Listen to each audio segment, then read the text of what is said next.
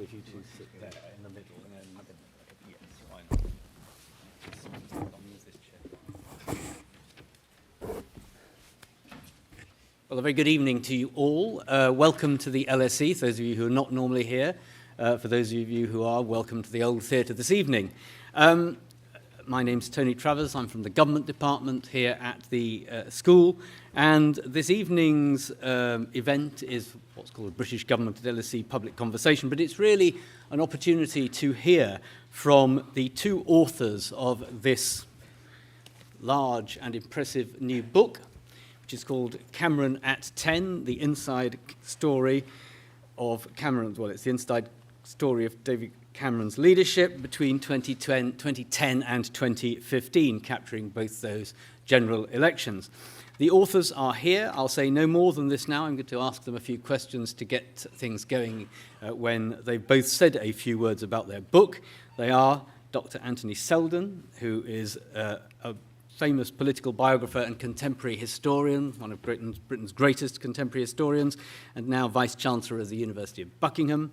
And Peter Snowdon, who is a journalist and historian, and I think was a pupil of yours, I think I read in the book, or at least in the acknowledgements, and is himself a journalist and historian and duty editor at the BBC Radio 4's Today programme. So two fascinating takes, a historian and a journalist historian's take on this most contemporary of public figures. So all I will say now is to welcome our two speakers and ask Anthony Seldon to introduce or to start the introduction of their book. Anthony. Well, thank you.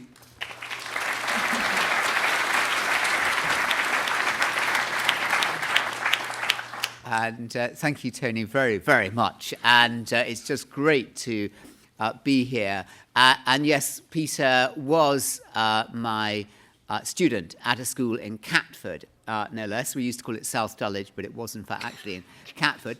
And if you live in Catford, I love it, by the way. So that's just want to get that out of the way. And yeah, he was there with a guy called Chuka Amuna. I don't know what he's doing now. And he, along with Peter, helped on books.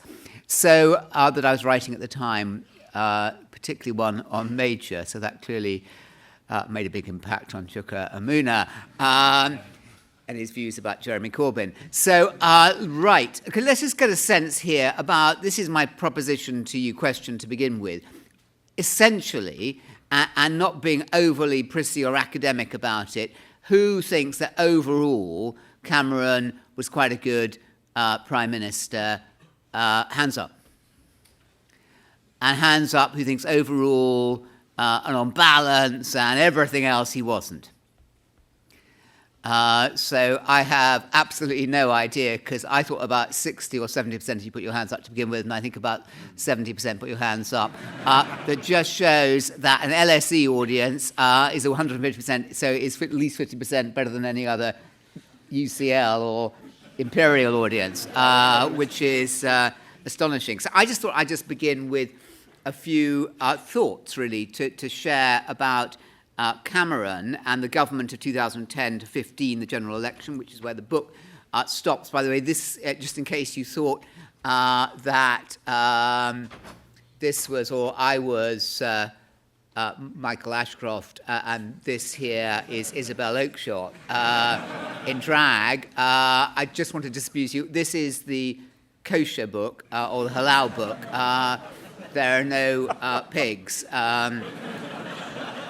None that we know of. Yeah, we did check the index just in case. But you know, clearly that was we knew as we were writing that this explosive book was following along behind us, and there were some loving comments that Lord Ashcroft would put out periodically on Twitter, very supportive about.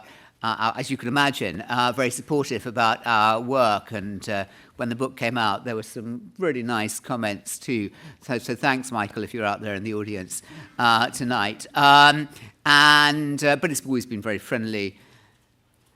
But it's always been competition, let's say. Anyway, so there were two books, and on this one, we had a really radical idea, which is we wanted to get to the truth.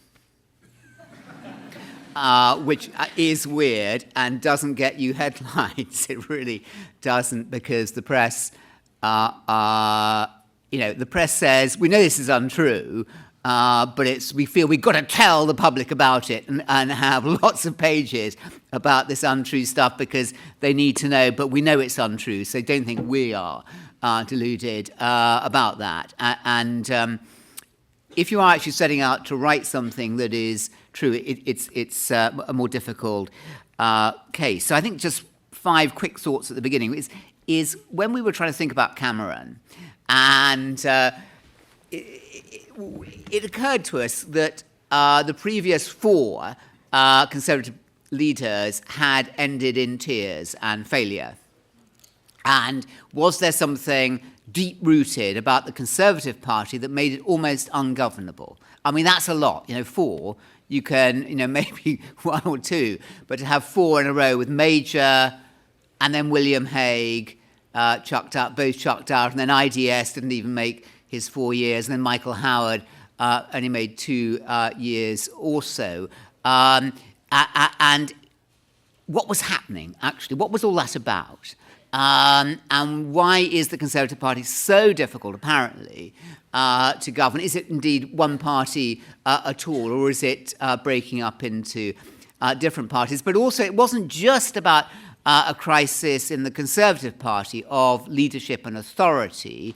Was there more generally something about political leadership in Britain, with the leaders of Lib Dems having problems, but also the Labour Prime Ministers, Blair, with so much going for him, and then winning that general election victory in 2005 to be then absolutely eaten alive by his own party.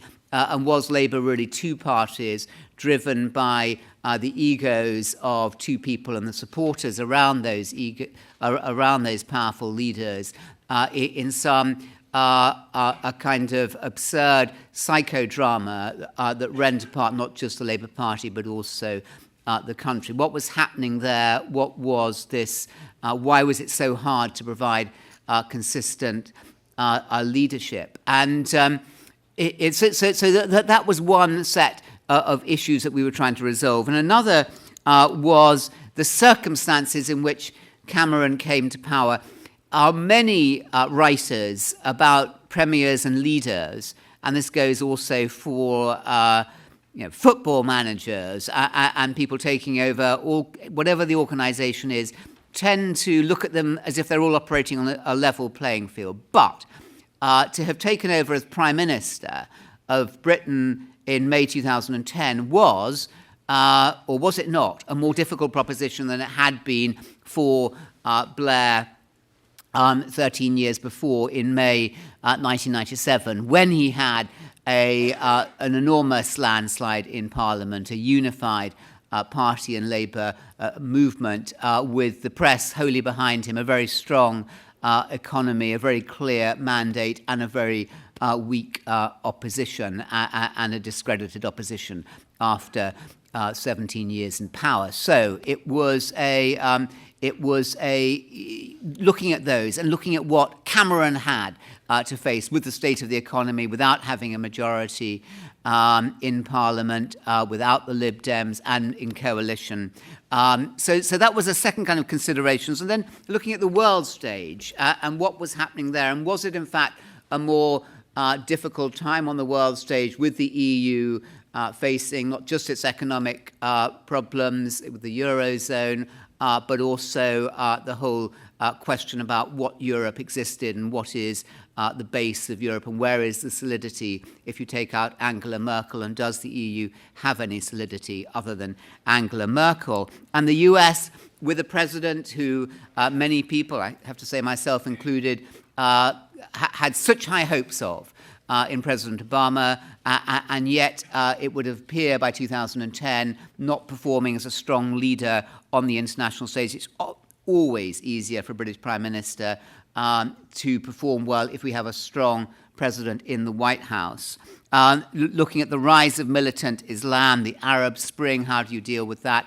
And a resurgent Putin in Moscow. So those were the foreign issues that you have to judge the performance of this Prime Minister against. And then can we imagine this government, can we honestly imagine this government without George Osborne? Would that be conceivable? And has there been another government where you've had a second who is so close, so enduringly close, personally and philosophically with the Prime Minister, and yet not, two key things, deferring to the Prime Minister again and again when there were differences and not actively seeking his job, although that's maybe beginning to change in this second term now. Well, let's face it, it's definitely beginning to change. But that wasn't an issue in the first term. And then, finally, how do we, and make another point there, just very quickly, they were so young. Cameron, the youngest Prime Minister for 198 years. Osborne, the youngest Chancellor for 120 years. Does that matter? Well, yes, it might. It would matter less if they had mentors. Where were the mentors? Even Margaret Thatcher had Thornycroft, who'd been Churchill's, for goodness sake, Chancellor of the Exchequer back in 1951 as her mentor as party chairman, and then Willie Whitelaw and other elder statesmen. Cameron hasn't had those figures. And Haig, who was supposed to provide that gravitas. Look at Matthew Dancona's fantastic book about the coalition governments for early years. Haig comes out as one of a troika, the three working together, but he very quickly faded in 2011, 2012. So it was just those two people. And finally, what are we to make of Cameron? Is he, there's three possibilities we can look at. One is that he was a complete dilettante, didn't know what he was doing, and just, shifted along by events and blown this way and that.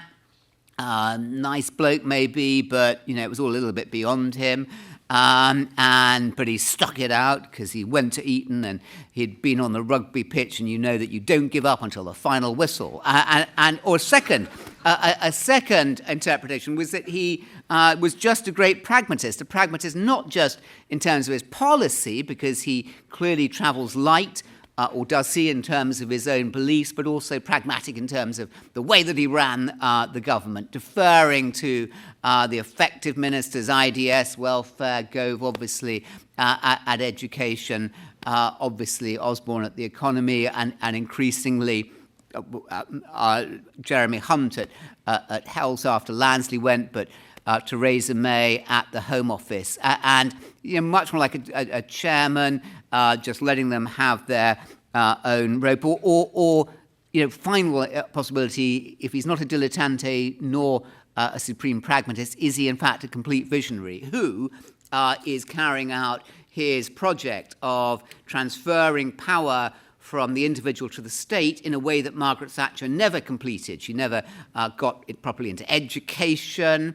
There were no academies under, or let alone free schools under Mrs. Thatcher, or the NHS, and she didn't even pursue vouchers that would have greatly altered the balance of power between the government and the individual. The NHS, she didn't pursue post office welfare. That he is carrying out this great shift in power from the centre to the individual, and even with Northern Powerhouse pushing power out to the regions, doing something that she loathed, which was giving power to the mistrusted local government. And today you even see Graham Brady, head of the 1922 committee, questioning whether this is going to reawaken those Thatcherite demons in the local government who are going to be uncontrollable if we give them too much power. They cannot be trusted. And yet here we have this shift going on, and even though, last two words, he's not actually mentioning them by name, achieving the big society by stealth rather than by name, which is all about transfer of power from the individual out to the, the state out to the individual. So, those are just some thoughts. Thank you, Anthony. Peter, would you like to add any thoughts? Well, Anthony. Just like to echo everything Anthony said. I totally agree. It would be a bad thing if we didn't agree. That's what George Osborne says. If we didn't agree, it was probably a few months ago when we were writing the book, but we do agree. I just echo everything he said, Anthony, and you said, It's a story of the premiership. It's a contemporary history, and we've tried to approach it through the discipline of contemporary history, which most of the testimony for the book has come from about 300 or so interviews, and also engaging the people we've talked to and asking them to read various chapters and drafts, which we found was a very, very useful exercise, because what it did was it reinforced certain things that we thought were accurate, it corrected things that we thought didn't. Every time we had to make a judgment call and check facts, which maybe some of our rival authors maybe didn't do in some cases. Who'd you have in mind there, Peter? I couldn't possibly comment, but that was the process we went through, and some people have criticised it for being too close to your sources, but I think actually what it does is it produces, as far as we can get, an accurate picture based on sources that we trust, based on a balance of views and judgments that we form. So we hope that when you read the book that you will think that this is a work of integrity in terms of contemporary history. The second point I'd like to make is, obviously it's a book about David Cameron, but it's also a history of the coalition government. And I think we should note that the phenomenon of a peacetime coalition we haven't seen for a very long time. Certainly the wartime coalition under Churchill was the last coalition government that there was. And we did go out of our way to talk to as many senior Lib Dems as possible, from Nick Clegg downwards, Danny Alexander, the two people in the quad, as it was, David Laws as well, and also their special advisors and their officials, to try and get a sense of what was their side of the story, because obviously, as we chronicle, House of Lords reform, the AV referendum, there were two massive issues in which there were huge rows and arguments, and we wanted to get their side of the story into the book, and we hope we have done faithfully. So those are the 2 points I thought I'd like to put in support of Anthony's main points, and I'll hand it back to you, Tony. Great. Okay, well, look, thanks for that as an introduction. In looking at reading the book, I'm struck by the comparisons early on with, you mentioned Macmillan, but Stanley Baldwin in particular. And Baldwin, great Conservative Prime Minister, famously known for his pragmatism, his easy way with, or not particularly interested in ideology. And you say in the book that, that Cameron is pragmatic, has a pragmatic and measured approach to statecraft, not doctrinaire or ideological. So I wonder whether he represents a move on from the Thatcher years. Mrs. Thatcher was an ideological prime minister, unusual for a Conservative, one might argue. That therefore, Cameron is a reversion to type for the Conservatives towards Baldwin or indeed Macmillan, towards the kind of Conservative who wears policy quite lightly, moves about a bit over time, but in the end has the wider objective of keeping the Conservative Party held together and in power most of the time. Is that what he looks like? I think, yes. I think in terms of style, he's very much like Baldwin. In terms of his articulation of his peculiar form of conservatism, which is very English. Notice the language since the election and on election night has been, his language has very much been emphasising one nation, words that Margaret Thatcher very rarely uttered, and if she did, it was more lip service, you would think. So I think in terms of style and his form of communication, he does emulate sort of a Baldwin style of politics. I think the countervailing point, and Anthony probably will elaborate on this as well, is that he has presided over a government that has introduced incredibly radical reforms, not least in welfare, but also in the health service, very contentious reforms, which have been divisive.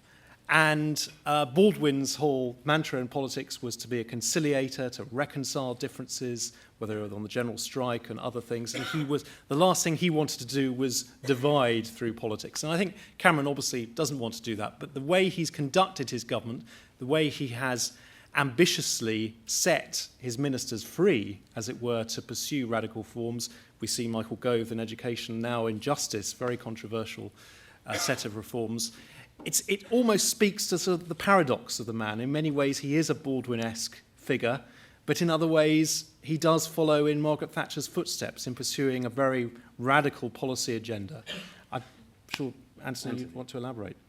Yeah, I mean, he sees himself very much Let me say 2 points. First of all, Tony, you are absolutely right that we think that he was a Baldwin kind of figure in 31, 35, where, of course, Ramsay MacDonald was Prime Minister, but Baldwin, the dominant figure in that coalition, national government, of 31, 35, bringing the country through the Depression and bringing it forward, introducing some social reform, but not dealing effectively with the threat from the dictators.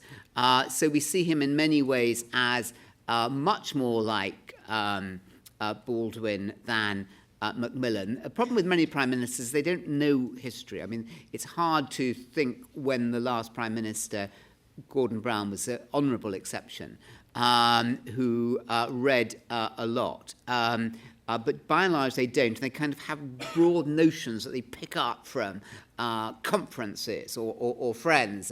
And Cameron would like to be in the tradition of Shaftesbury and Disraeli and Macmillan on the one hand, of a one-nation social reformer, but also to be seen to be decisive, like Thatcher. And I think it's very, very interesting, Tony, because that election that he thought he was going to lose earlier this year, he honestly thought he would either lose it or be painfully holding together another coalition. And suddenly he finds he has this, shocking great majority of 12, and he thinks, oh my God, I've got to get some policies together, and that was really very interesting how he, does that, and he comes out with that statement at the sports hall in his constituency about one nation, and he comes back to it again a few hours later outside Downing Street, and this, I think, is a key part of him, and it was there in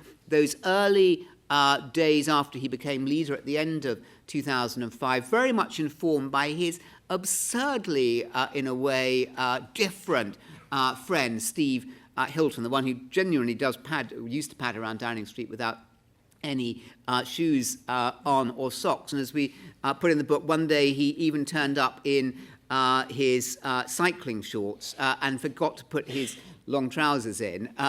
So, he is actually in long trousers despite some of his more childish habits. And he was not just had a meeting with the Prime Minister, but a meeting with somebody very important with the Prime Minister too. And so he had to borrow somebody's trousers, which were much too big for him. And so you have this incredibly chaotic, brilliant figure firing off in every direction with a lot of expletives all the time, Steve Hilton. But it was also very much Cameron. That sense in that early period from late 05 through to 08 of hugging hoodies and the environment and attacking privilege and grammar schools and distancing yourself from public schools, was something deep in Cameron. And then it went away because then Coulson came into the ascendancy. There was Coulson, who was very pragmatic, very working class, red top, wanted to talk to the core voters who needed to vote Conservative if they were going to win. And then you had Steve Hilton on the other side, and you had the 2010 election was a complete mess. It was a mess in terms of direction. It helps you to understand why they wanted to get Linton Crosby in, who was so decisive in the 2015, but also it was split in terms of the message. So it was partly kind of soggy, soggy big society stuff with hard messages about austerity. And now that he won in 2015, he's come back in the conference speech that we heard last week to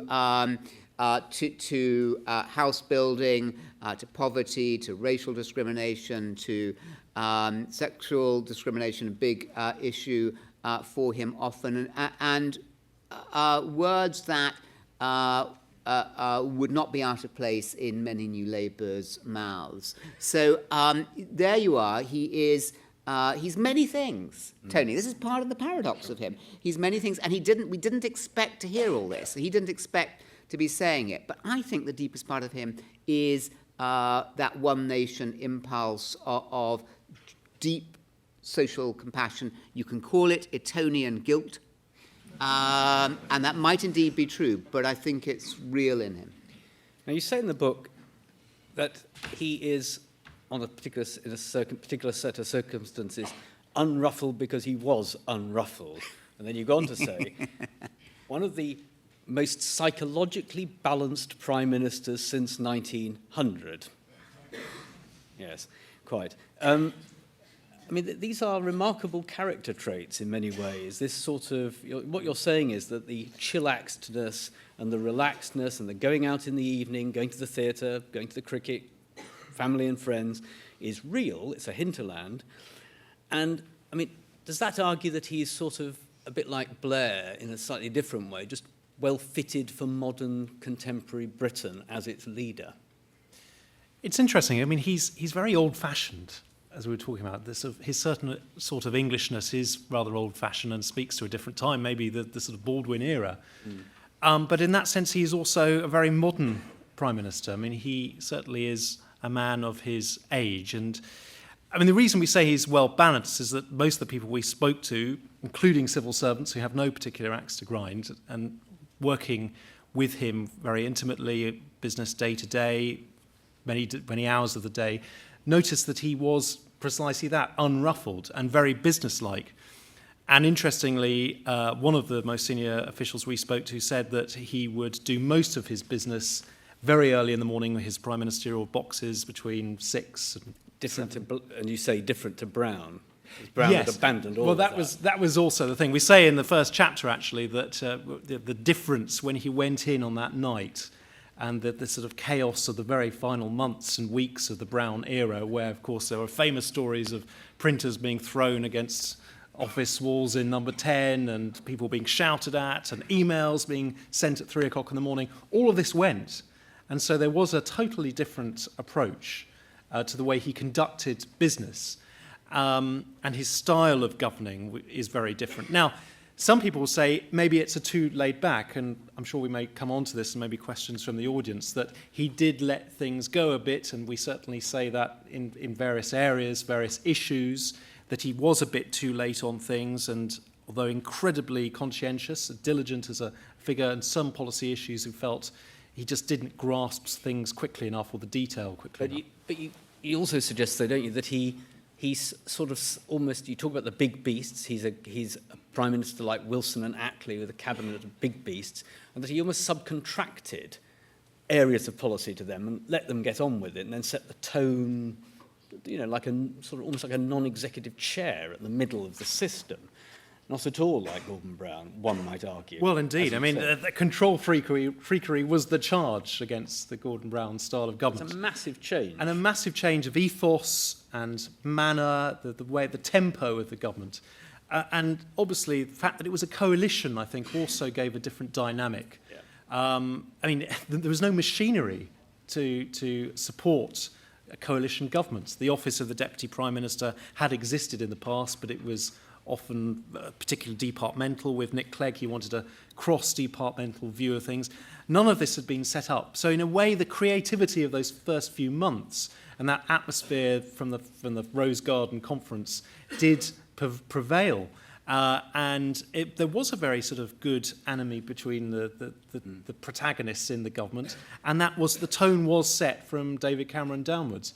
Of course, it did then begin to unravel, because various agendas came in and disputes and obviously natural interests from the two parties of government. But at the beginning, it was a huge contrast, as you say.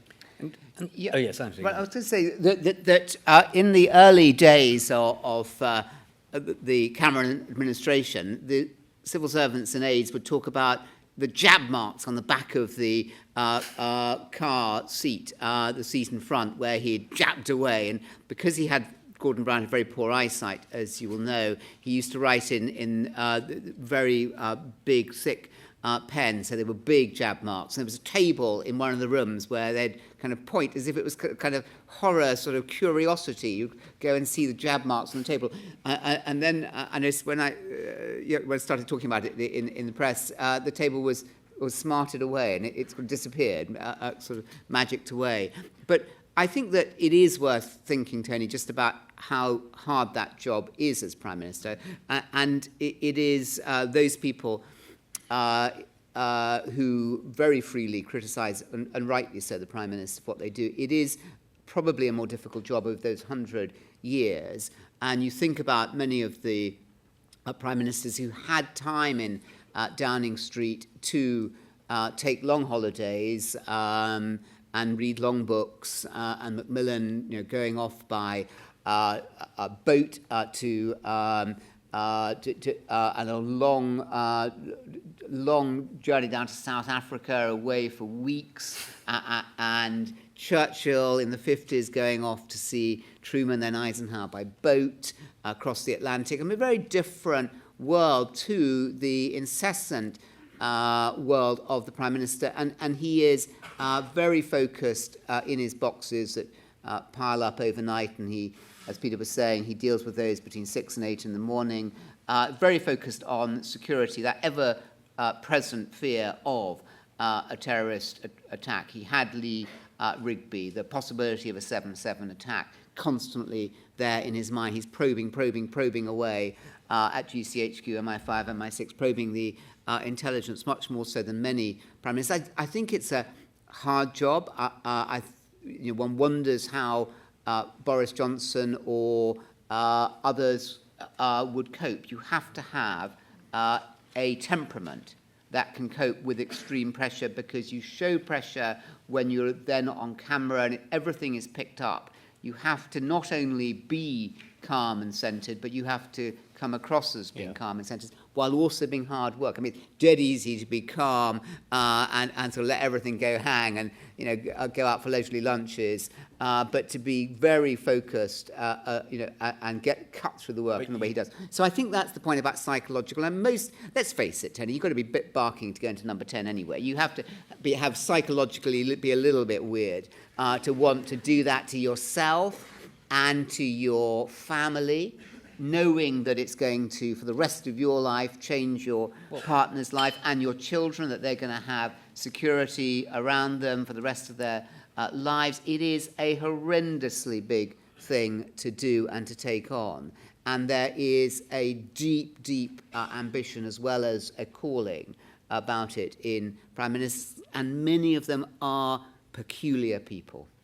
Now, I'm going to open this to the question to the audience in a moment, but the one time when you say that it wasn't like this, when he wasn't calm, was, well, not the only time, but the one where it's particularly visible in the book is in the matter of the Scottish referendum, where you use the words tense, tetchy, and indeed petrified, which is a very different picture than the one we've just discussed. Now, was that because it was apparently out of control, or because he began to see himself as, the Prime Minister who presided up over the breakup of the United Kingdom, or just a different side of a person who otherwise is, as we've just discussed him? Well, I think primarily his job was on the line. Right. And as we say in that chapter on the votes last September, in those last few weeks, when you had that YouGov poll, it really was panic stations in Downing Street. And because of the funny relationship they had, I mean, there was the Better Together campaign. Lots of talking to Alistair Darling, I see. Yes, lots of talking to Alistair Darling every day. Lots of phone calls between Cameron and Gordon Brown, who were not exactly best friends a few years before then. It was a sense that the thing was slipping through their fingers. And although they were confident from the outset, that confidence did begin to drain away when the poll came. And interestingly, the sheer relief, and in fact there's a photograph in the chapter in front of it, the sheer relief on the night when the results are coming through, and they were sitting in Craig Oliver's his director of communications, they were sitting in the press room in number 10, or actually in number 11 actually, and he had his children on his knees, and the sheer joy when those results came through, you could tell that he thought, my job is saved. But also, I think more historically, I mean, he would have been remembered as the Prime Minister, like Lord North, who lost America. He was the Prime Minister who would have lost Scotland. He's got another chance on that matter, of course, coming up, hasn't he? We'll talk to the audience can ask about that. And the other occasions, Tony, when he was very agitated was in 2011, when, he learned a lot as being Prime Minister. Some Prime Ministers learn and others don't learn. Often the learning curve is like that and then it goes down. I think he has learnt immensely. Blair learnt too late, as he himself admits, how to be Prime Minister, partly because it was too easy for him early on. But Cameron had a very difficult 2011, and then the Rebecca Wade Brooks emails came out, and there were lots of love stuff, and it desperately worried him because he felt his personal integrity was being called into question, and all the concerns over Andy Coulson, who was his press secretary, and Coulson's involvement in the whole scandals surrounding the press, and it was a very bleak time for him. So that 2014, but also 2012, when that Olympic summer after the Omnis Shambles budget, Osborne's big miscalculation, his budget in 2012, the problems wouldn't go away, the economy wasn't going right, people who'd supported Plan A, the austerity programme in Europe and in Britain were drifting away, and the Olympics happened, and then he really started missing his father, as we talked about. Yep. His father had died in 2011, his son had died in 2009, Ivan, and these things came back, and he saw himself really very clearly as leader of the nation, but without his son and without his father there with him. So that was a difficult time. And on the 2014, very quick on devolution, they would say in the weeks running up to it that this is going to be, we're petrified. This is going to be like it'll be like Lord North, as Peter was saying, and the loss of the 13 American colonies in the 1780s. And they really saw it in those terms. It reminded me of being with Major on the battle bus in 1997, and I was marking some essays at the time about the 1945 Labour landslide, and he looked over my shoulder and said, what is this? And it was it might have been one of your essays on that. and he said it was actually about the 1945 and the terrible landslide, and he said, oh my God, he said, do you think, this is what it actually was, he said, do you think it's going to be that bad? And I don't know what came over me, but I said, I think it's going to be worse. I don't know why I did that, but it was really fun, actually. No, I mean, it wasn't fun. I mean, I did say that because I thought at the time the Conservatives, if I remember, got 213 to Labour's 393. Someone correct me if I got those wrong, but that's about right. I mean, it was horrific, and he feared, in the same way Cameron feared, a terrible humiliation, and he would have gone, as we talk about in the book there. He absolutely would have had to have gone had that election, had the referendum been lost in September 2014, and his children came down. He went up to bed at 3, so I just can't stand it anymore. And he said to Craig Oliver, his press secretary, the Alistair Campbell equivalent, he said, just text me. And he came down 2 hours later. He hadn't slept. And they started seeing it was bad news. And the children, the first time his children really began to sense their father's apprehension at that time. They came and sat on his knees, and there's a picture of them in the book. Yeah. Okay, thanks both. Now, some questions. What I'd like to do is to take 2 or 3 at a time. So, yes, write them. I've got some paper to write them down myself. One here first. People in the balcony, of course, can also ask questions. I'm going to jab this paper if I can't. Don't like the question. So we've got one here, one there. And could you don't have to say who you are, but if you'd like to say who you are, please do. I'm Roger Hiskey from Harris Academy in Bermondsey.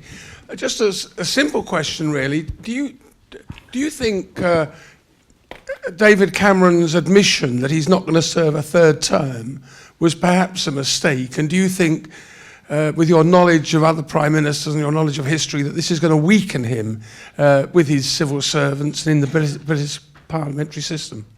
Okay, nice, good question. One here and then one up in the balcony there. And actually, we'll take a 4th as well. It's gone 4. Yeah. So soon after David Cameron became leader of the Conservative Party in 2005, I remember Labour ran a sort of campaign, sort of advert against him about Dave the Chameleon, playing on his PR background. I mean, some of what you've spoken about shows that Cameron has sort of changed in many respects, but then again, chameleon perhaps is unfair. So what's your take on that? Is it flexibility in a good way, or is it just blowing with the wind? Okay, thanks very much. Now, And then two in the Dave? balcony. One there and then one over here. Right. Thank you. John Ewan, there were a couple of points about the Liberal Democrats. First of all, on the one hand, you had a situation where the coalition lasted a full 5 years. And I wonder whether you could say something about whether or not that amounted to a resurrection of a cabinet government. On the other hand, consider the ruthlessness with which the Lib Dems were disposed in 2015. Privately, was David Cameron really considering the Lib Dems to be the 21st century equivalent of Lenin's useful idiots? Good. Excellent. And, yeah. The front. Thank you. So you touched upon it already, but I want to ask your honest opinion about Cameron's honest opinion of the UK's membership of the EU. And if you do believe that he does honestly think that the UK should remain part of the EU, do you think he's strong enough to stand up to the backbenchers and, well, put forward the arguments and really convince the British public that the UK should remain part of the EU? Okay, so if I'll take Rogers and John's, and I'll take Rogers and that last question. If you take Dave and John, so Roger, about the first admission on the that he was going to not fight another general election in the admittedly very unlikely event that he was going to win, and that would have been an operative consideration. The BBC, unsurprisingly, for whom Peter works, saw this as the coup of the century, if not the millennium, to have squeezed this amazing confession out of David Cameron that he wasn't going to fight yet another general election. Rubbish. It was, and part of the skill of it was to make it seem to have been a blurt out. And he can blurt things out. I mean, he can, as he did about the Queen after the referendum. I mean, he can, purring. He can say some quite gauche things, and his rather patronising comments about women in the House of Commons too. So he can be gauche. But I think on this occasion, he was simply just being honest, and I think it suited him quite well, because had he gone into that election with everyone thinking he'd go on and on, I think there could have been more of an anti-Cameron sense against him. Remember that in that 2010 to 15, he had so much opposition from his own. I mean, forget Miliband. We haven't even mentioned Miliband, by the way. Does anyone remember Ed Miliband?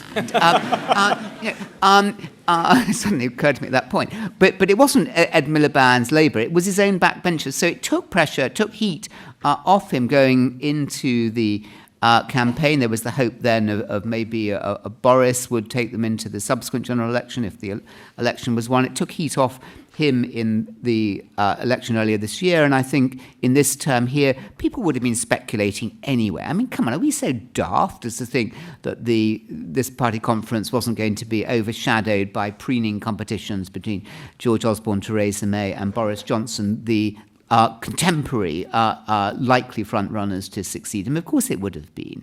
And admitting for him, though he's talking subtly now about going on full 5 years, don't believe it, it has taken pressure off him, and it's allowed him to concentrate his own mind, and I think it will not have taken anything away from his effectiveness. But that's a minority view. James Langdale, Peter's colleague, thought it was a massive coup, and Peter thinks it was a massive coup and a complete confession and a blurt out by Cameron. That's what you think, isn't it? Well, I think it was a coup journalistically. I mean, it was quite a scoop on those terms.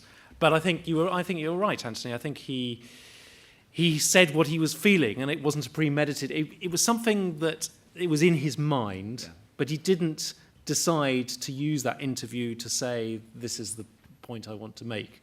It was just, he just... It wasn't a piece of political tactic, or indeed... I don't think it was Machiavellian in that sense. It wasn't a piece of posturing or positioning. Okay, so just midway point, quick piece of audience participation. Who thinks that confession weakened him in the election that's gone and this term? Hands up. It's very unacademic thing to do that. Back row, take their names down and report them, please. And the rest, obviously, on the other side, clearly. Upstairs and downstairs. That's good. They pay much more upstairs. Good. Pete. Here, Dave's point about the PR background and the coalition. I mean, yes. Is he just a slick willy? Well, I mean, he is a slick politician. When I say slick willy, I'm not thinking of pigs or anything, right? No. This is the word that was used was chameleon. Chameleon. Different which animal. I think was a Labour Party political ad. I think this goes back a long way, 2006 or 7. Which was memorable at the time, but didn't seem to stick. And neither did there was also the Crewe and Nantwich by-election, which was also another time when they sent up people to dress up as toffs in top hats and tails, and it didn't seem to make an impact either on in that sense. But yes, I mean, he is a slick communicator. I mean, and some people think he's too slick. I mean, he's a very well-oiled, well-spoken politician, but I don't think that's to suggest that he's devoid of principles or strong-held views. I think that is to misread the man. I think he does have, and we touched on it earlier, he travels ideologically quite lightly, but the views that he does hold very dearly and the principles that he expounded in government, whether it was international development, whether it was gay marriage, those were things that he genuinely believed in rather than doing for political expediency. So that would be my answer on that. So convictions, not ideological principles, a la Thatcher, or Corbyn. Or Jeremy Corbyn. Yeah. He's been mentioned too. Good. That's them both out of the way. Now, Liberal Democrats. The Liberal Democrats. I think the thing about working with the Liberal Democrats is that I don't think he did. Again, I don't think he saw it in a Machiavellian way that this is a way that he could hold on to power for a long enough period. I think he genuinely believed the only way to have stable government was to make this full comprehensive offer, which was one of the biggest decisions he's made of his political career. And obviously, it had a very interesting teething period, as we discussed. There wasn't the machinery of government behind it, but it gradually began to work.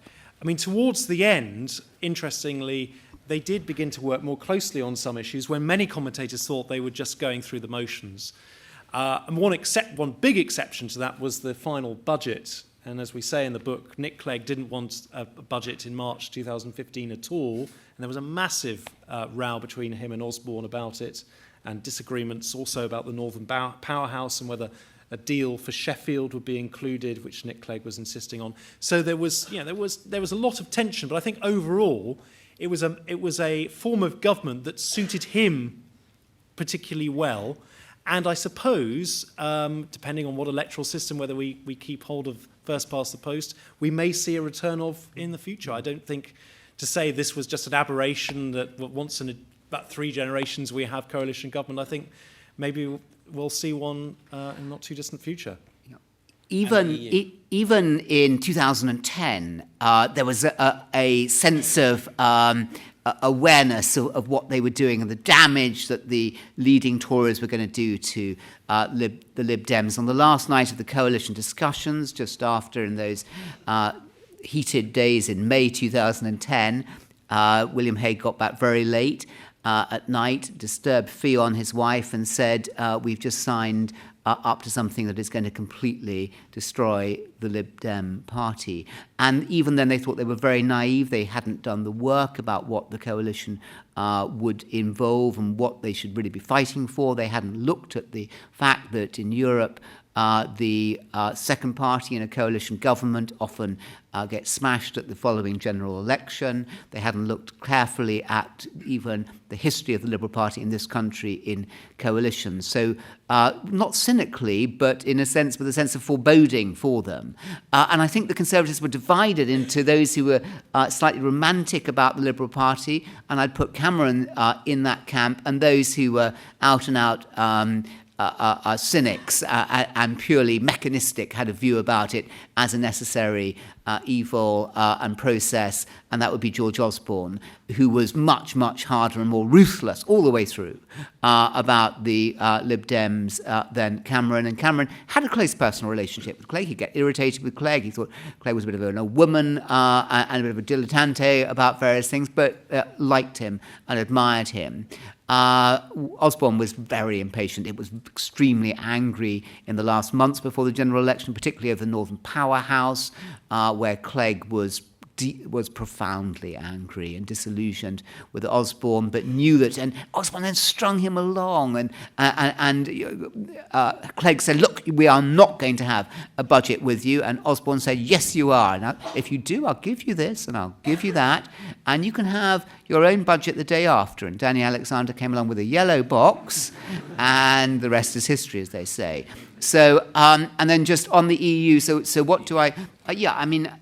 he does not want to be known as the Prime Minister who saw the breakup of Scotland, and he doesn't want to be the Prime Minister, his Scottish name being not a small part of that. He doesn't want to be known as the Prime Minister who's taken this country out of Europe.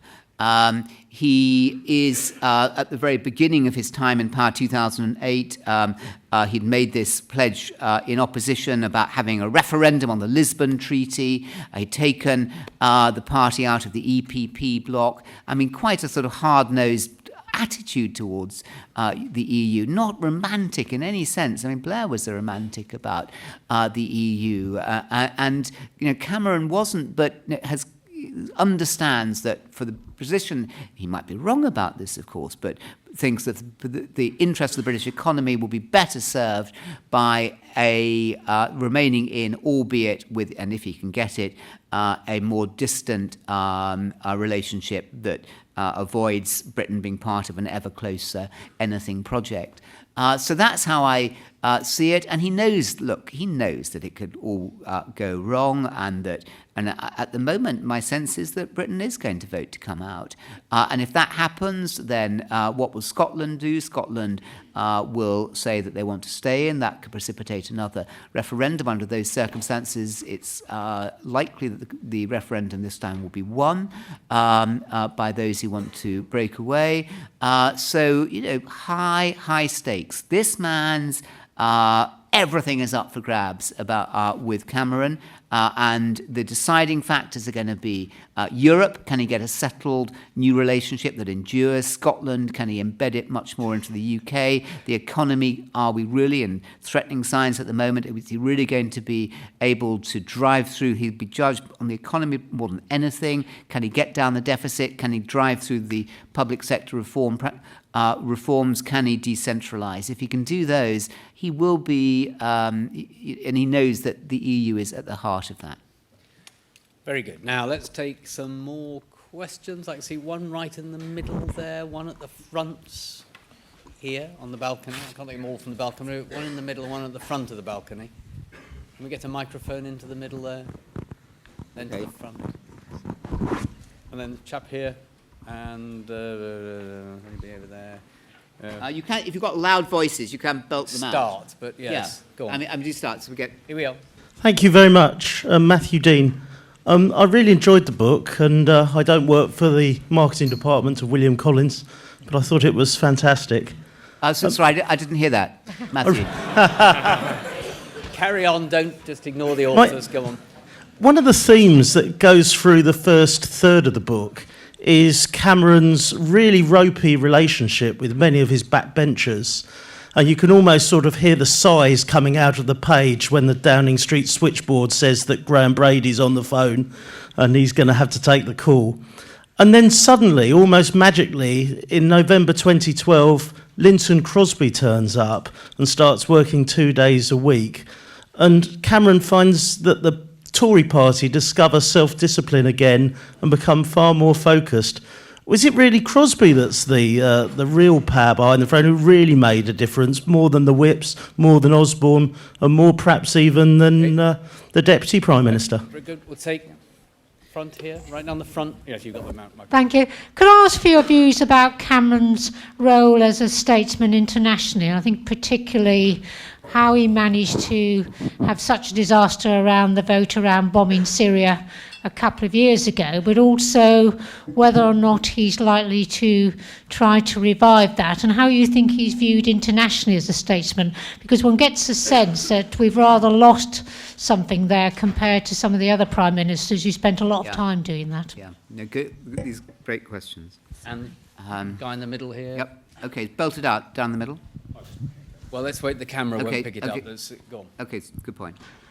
When Cameron first came to office, or before he came to office, he was in favour of getting rid of the punch and Judy style of politics. Obviously, there's been a slight change in the Labour Party and a promise that politics will be more edifying.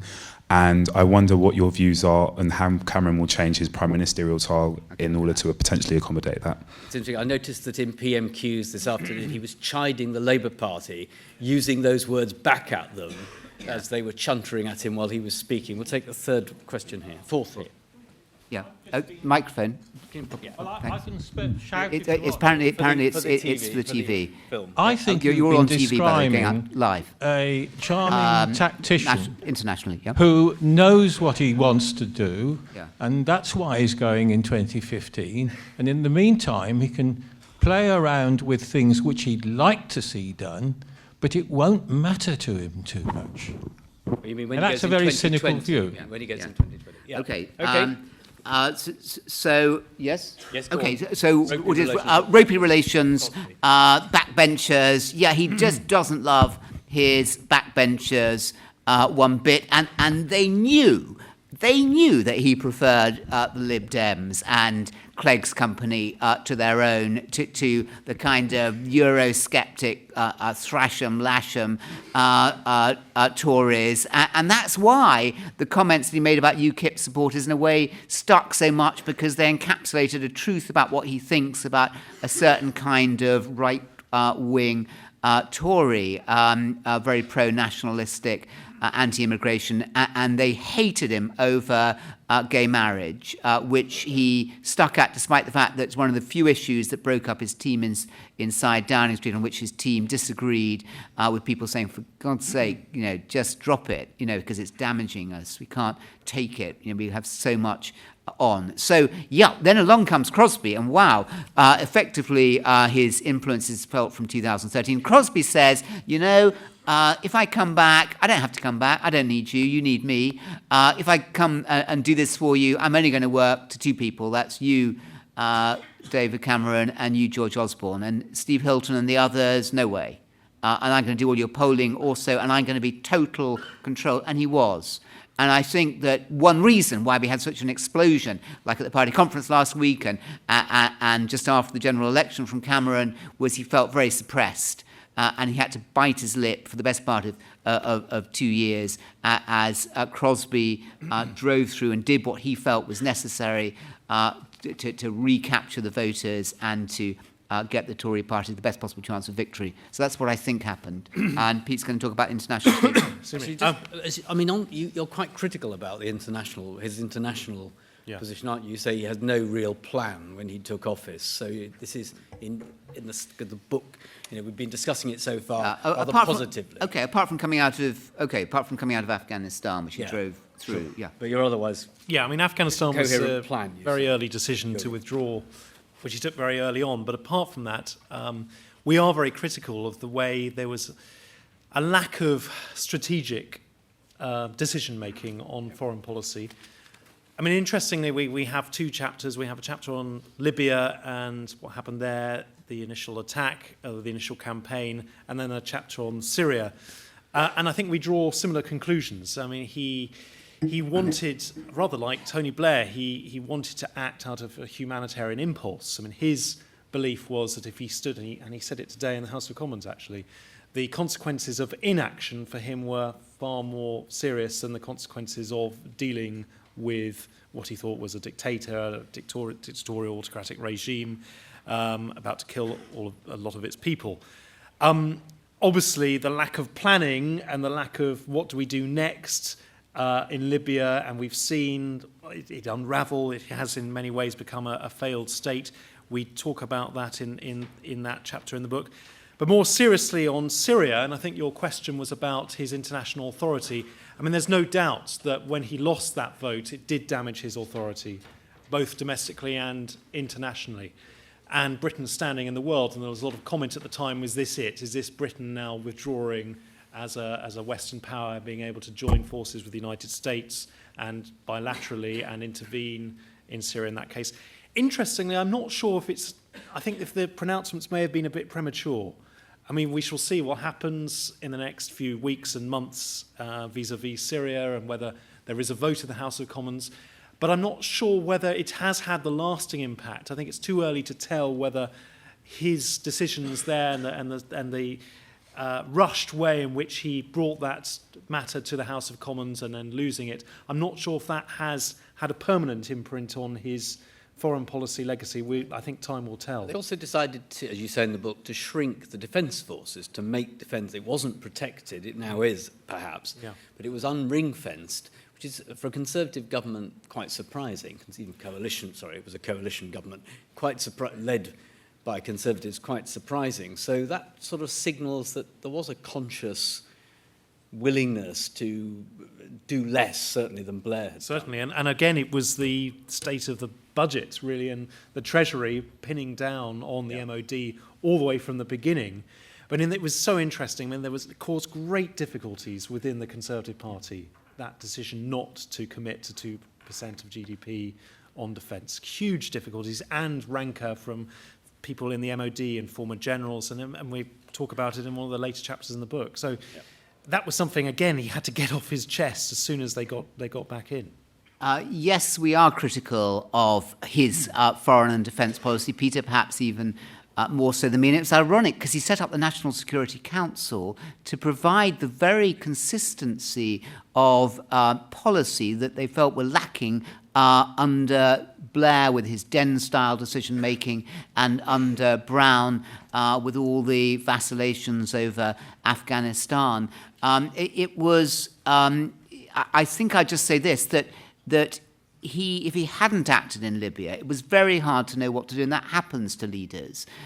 Sometimes there are easy wins, and sometimes the issues come along, such as Libya, where if he hadn't acted the way he did, it would have been he would have been heavily criticised. Also, we're all affected by our own reading of history, our own personal history and national history, and he was very affected by what had happened in Srebrenica and the pain and the cost of inaction, the inhumanity of it. He's a very, you might not agree, but I think he's a very humane individual who gets very stuck in and concerned about what's happening to people.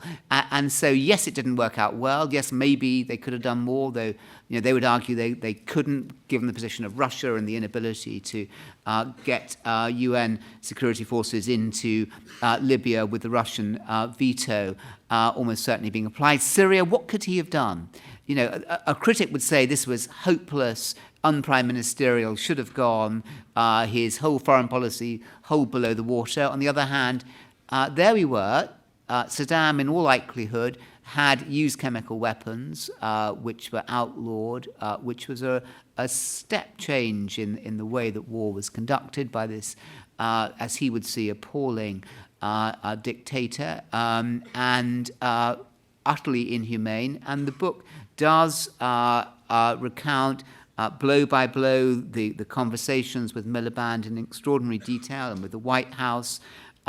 It was just too little time to win over support and too little clarity about what should they do. Were they trying to hit Assad, bad man? Were they trying to hit ISIS? Were they trying to support the good opponents of Assad? Are there indeed any such things as good? So it was all very complicated. Just let me say just finally about the Punch and Judy. Look, every Prime Minister, when they come into Downing Street or become leader of their party heading for Downing Street, want to have an end of tit for tat, and they want somehow they feel this great sense of mission and nobility. They're taking over the nation. They're deeply proud. And that's what he felt, and he wanted to end that. And I think, Deborah Mattinson's focus group work shows that the public see him as a family man and as somebody who is a decent, non-aggressive person. And by the way, I don't think that he is an aggressive or a nasty person, not true of all prime ministers. But Mrs. Thatcher, I mean, for goodness sake, Mrs. Thatcher, at the door of Downing Street when she came in May 1979, quoted, do you remember who she quoted? St. Francis of Assisi, about, where there is discord, may we have harmony. What? What happened next? You know, the impulse is there, but I think in him it's very genuine. He's a much more genuinely consensual figure than she was. My sense, our sense. Though interestingly, the coalition and this government's approach to public spending is vastly more radical in terms of cutting it than hers ever was, going back to the point you made.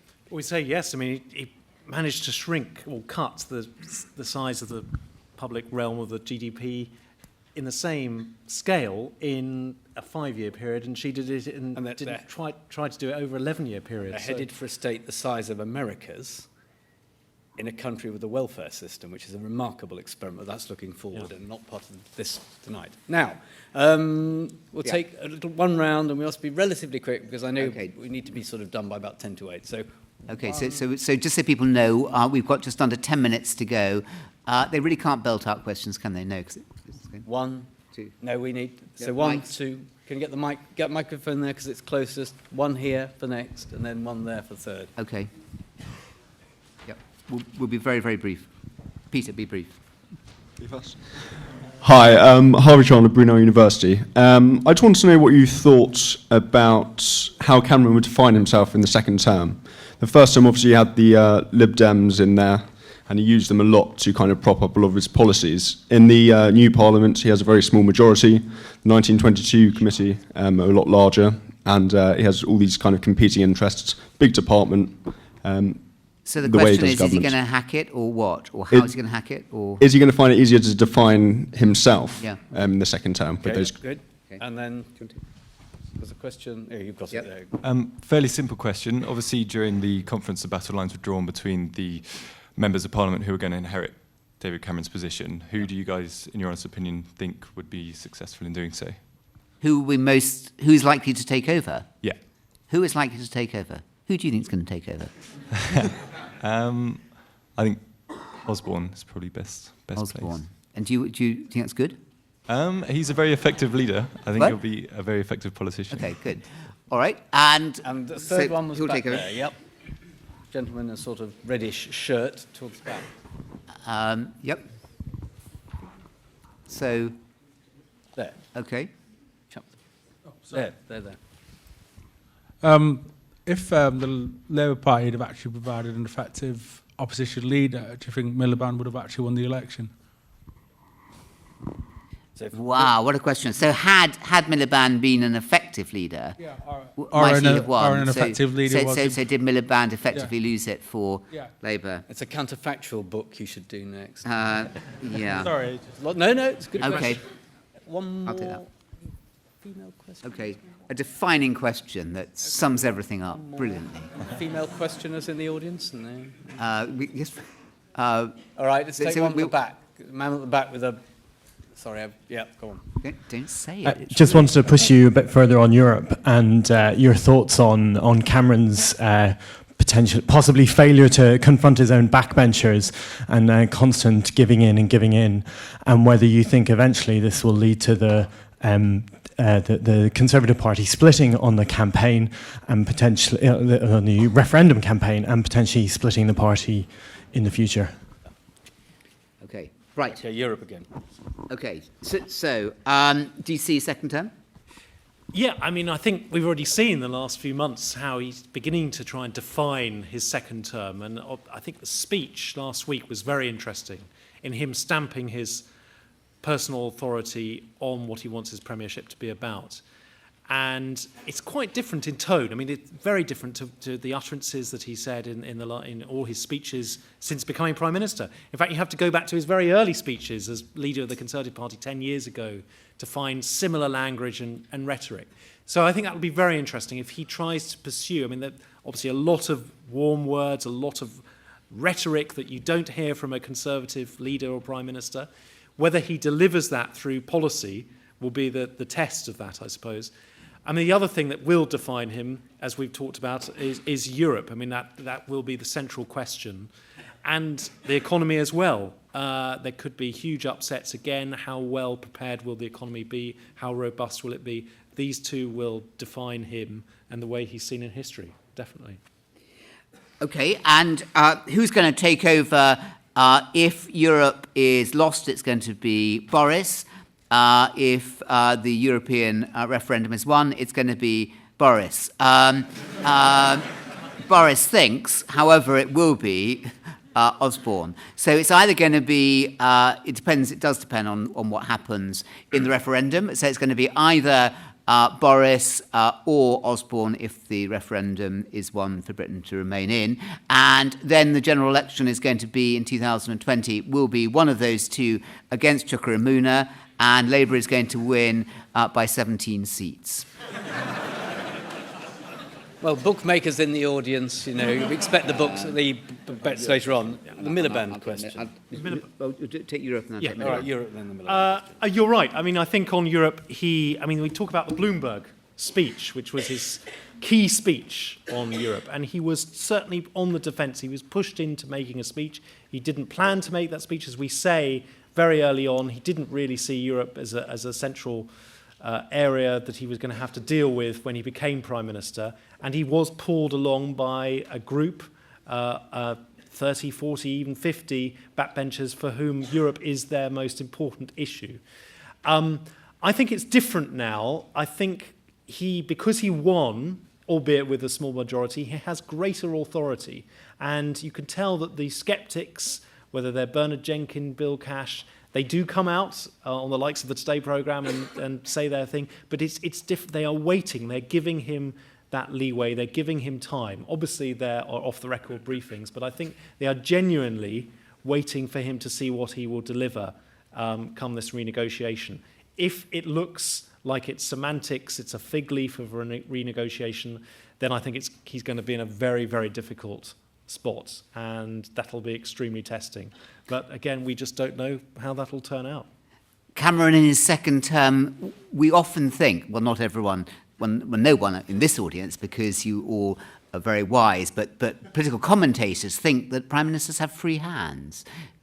Cameron's second term will be defined by his success in those areas that we talked about Europe, Scotland, the economy, the deficit, public services, and to a lesser extent, devolution to local authorities, devolving power. Those will be the deciding factors, and the outcome of those factors won't depend upon political genius of Cameron, though I think he has definitely learned as Prime Minister. I mean, imagine Thatcher if she'd become Prime Minister in 1965 when Heath took over. She would have been far less effective. Cameron was very young, he's learning, but external factors will decide far more than any skill of him and Osborne and the team running the country in the cabinet positions.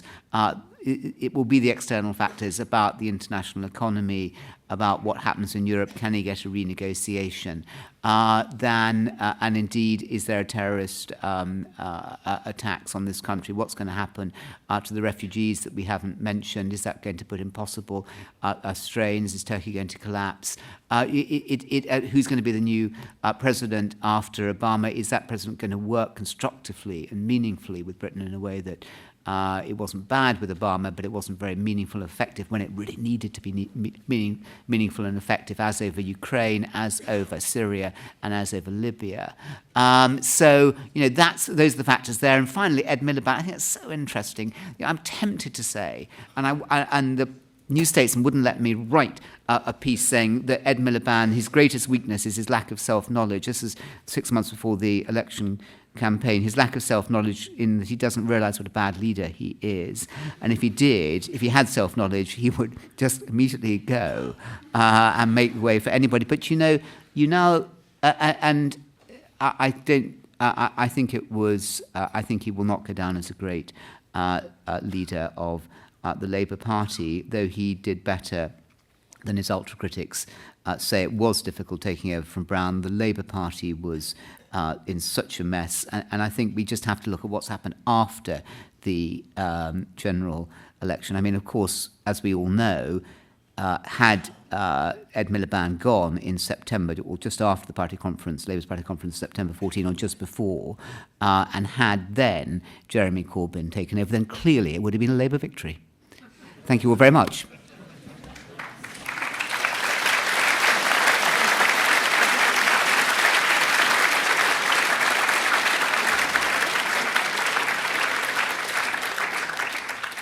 I think we'll take that as a good point to end.